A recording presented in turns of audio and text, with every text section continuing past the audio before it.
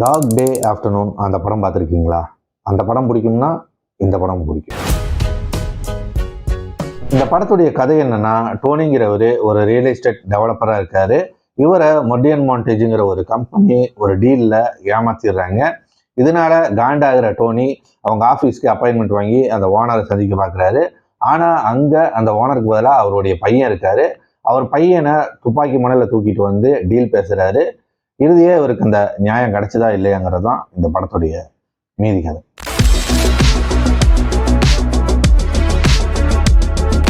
இந்த படம் பார்க்கும்போது ஒன்று தான் தோணுச்சு, இப்படி ஒருத்தன் உண்மையாலுமே இருந்து எல்லாத்தையுமே கதற விட்டுருக்காங்கிறது தெரியுது.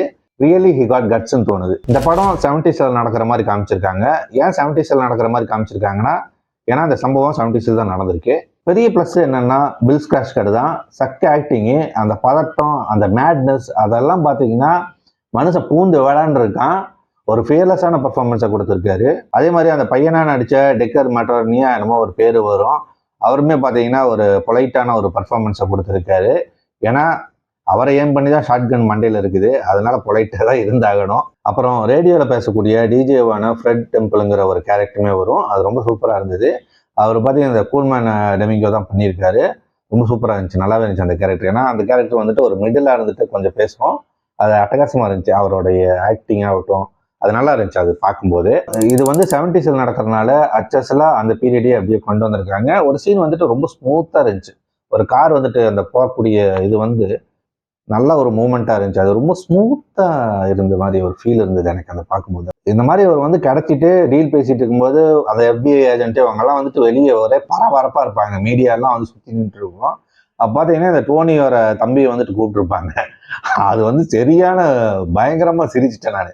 என்னன்னா டென்ஷனில் இருப்பான் அவன் வந்துட்டு, மீடியாக்காரனு வேற வந்துட்டு ஏதோ பேசுகிற மாதிரி போன டென்ஷன் ஆகும்போது பார்த்தா கரெக்டாக லைட்லாம் ஆன் பண்ணிடுவானுங்க. பார்த்து அப்படியே பொலைட்டாக பேசுவார். அதாவது பார்த்தீங்கன்னா அந்த மாதிரி மாறுவார். அது பயங்கரமாக சத்தமாக சிரிச்சிட்டு, அது செம ஃபன்னியாக இருந்தது அது. அப்புறம் அந்த பையனோட அப்பாவா ஆல் பச்சினோ தான் நடிச்சிருப்பாரு.